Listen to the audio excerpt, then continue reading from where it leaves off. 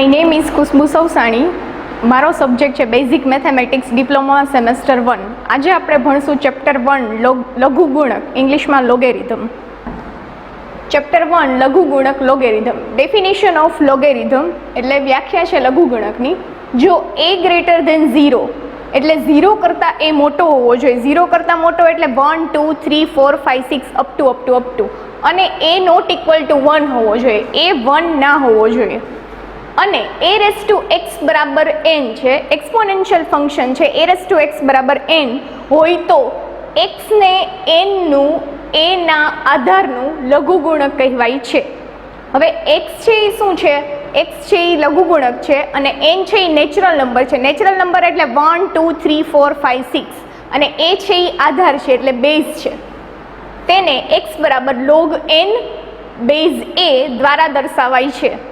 હવે a raise to x બરાબર n છે, એમાં n છે એ શું છે? કિંમત છે. x છે એ ઘાતાંક છે, a છે એ આધાર છે એટલે બેઝ છે. આ છે ઘાતાંકીય સ્વરૂપ. એમાંથી તો અને ઘાતાંકીય સ્વરૂપ હોય તો અને તો જ log n બેઝ a બરાબર x ઈ છે લઘુગુણ્ય સ્વરૂપ એટલે લોગેરિધમ ફોર્મ. બરોબર છે. હવે લઘુગુણકની મર્યાદાઓ શું છે? બેઝ છે એ ક્યારેય 0 ના હોવો જોઈએ. સેકન્ડ મર્યાદા, બેઝ a છે એ આધાર a છે એ ક્યારેય 1 ના હોવો જોઈએ. અને ત્રીજી મર્યાદા કે a છે એ ક્યારેય ઋણ સંખ્યા ના હોવો જોઈએ. ઋણ સંખ્યા એટલે નેગેટિવ વેલ્યુ એટલે -1 -2 -3 -4 અપ ટુ. આ છે લોગેરિધમની 3 મર્યાદાઓ. બરાબર છે. ફોર એક્ઝામ્પલ,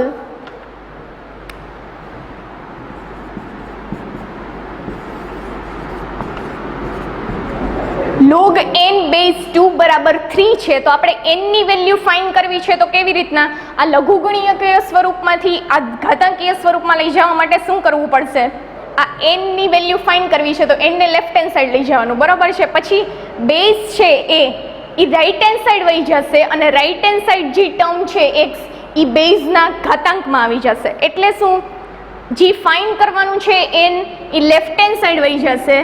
આ બેઝ છે એ રાઈટ હેન્ડ સાઈડ વહી જશે અને રાઈટ હેન્ડ સાઈડ જે ટર્મ છે એ ઘાતાંકમાં આવી જશે. જે ફાઇન્ડ કરવાનું છે એ ઓબ્વિયસલી લેફ્ટ હેન્ડ સાઈડમાં હોય અને બેઝ છે એ રાઈટ હેન્ડ સાઈડ વહી જશે. રાઈટ હેન્ડ સાઈડ જે ટર્મ છે એ બેઝના ઇન્ડેક્સમાં આવી જશે. બરોબર છે. તો n બરાબર મળી ગયું આપણને 2⁵ એટલે 2 × 2 એટલે 8 એટલે n ઇક્વલ ટુ 2. આવી રીતના એક્ઝામમાં પૂછાશે. અહીંયા n ની વેલ્યુ ફાઇન્ડ કરવાની, અહીંયા x હશે અથવા તો y હશે, કોઈ પણ હશે એ ફાઇન્ડ કરવાનું હશે. લઘુગુણ્યકીય સ્વરૂપમાંથી ઘાતાંકીય સ્વરૂપમાં લઈ જવા માટે શું કરવાનું છે? જે ફાઇન્ડ કરવાનું છે એ લેફ્ટ હેન્ડ સાઈડમાં ઇક્વલ ટુ જે બેઝ છે એટલે કે આધાર છે એ જમણી બાજુ વહી જશે અને જમણી બાજુ જે વેલ્યુ છે, ટર્મ છે, જે કિંમત છે એ બેઝના ઘાતાંકમાં આવી જશે. બરોબર? That's it. એક્ઝામ્પલ છે log x base 3 equal to 2 છે. આપણે x ની વેલ્યુ ફાઇન્ડ કરવાની છે. Find the value of x. જે ફાઇન્ડ કરવાનું છે એ ક્યાં આવશે?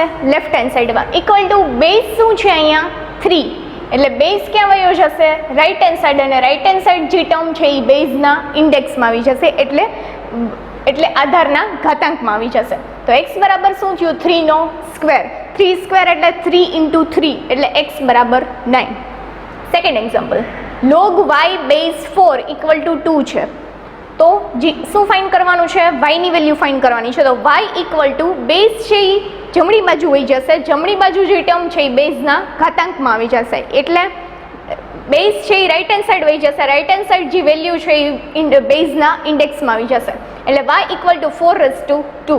4 નો સ્ક્વેર એટલે 16. y equal to 16. હવે અહીંયા શું છે? નેક્સ્ટ એક્ઝામ્પલમાં log √x base 3 equal to 2 છે. મારે અહીંયા x ની વેલ્યુ ફાઇન્ડ કરવાની છે, નોટ √x. તો શું કરવાનું છે? √x માંથી x લઈ આવવા માટે આપણે શું કરશું? તો પહેલાં તો ફર્સ્ટ ઓફ ઓલ √x બરાબર બેઝ છે એ જમણી બાજુ વહી જશે. જમણી બાજુ જે ટર્મ છે એ બેઝના ઇન્ડેક્સમાં આવી જશે એટલે √x બરાબર 3 નો સ્ક્વેર એટલે √x બરાબર 3 સ્ક્વેર એટલે 3 × 3 એટલે 9. √x માંથી આપણે x લઈ આવવા માટે બોથ સાઈડ સ્ક્વેર કરશું એટલે બંને બાજુ આપણે વર્ગ કરશું. બંને બાજુ વર્ક કર્યો, ડાબી બાજુ વર્ક કર્યો અને જમણી બાજુ પણ વર્ક કર્યો. લેફ્ટ હેન્ડ સાઈડ સ્ક્વેર કર્યો અને રાઈટ હેન્ડ સાઈડ સ્ક્વેર કર્યો. તો સ્ક્વેર અને વર્ગમૂળ બે ઉડી જશે. શું વધ્યું? ખાલી x ઇક્વલ ટુ 9નો સ્ક્વેર એટલે 81.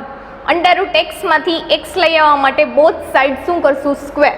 Next example, log under root Y base 2 equal to 3 છે. મારે ફાઇન્ડ કરવાનું છે વાયની વેલ્યુ ફાઇન્ડ કરવાની છે. Find the value of Y. Under root Y બરાબર અહીંયા બેઝ શું છે? 2. તો બેઝ છે એ ક્યાં વયો જશે? રાઇટ હેન્ડ સાઈડ, અને રાઇટ હેન્ડ સાઈડ જે ટર્મ છે એ ક્યાં આવી જશે? બેઝના ઘાતાંકમાં, એટલે બેઝના ઇન્ડેક્સમાં. તો અંડરરૂટ વાય ઇક્વલ ટુ 2⁻³ એટલે અંડરરૂટ વાય ઇક્વલ ટુ 2 × 2 × 2 એટલે 8. Under root Y equal to 8.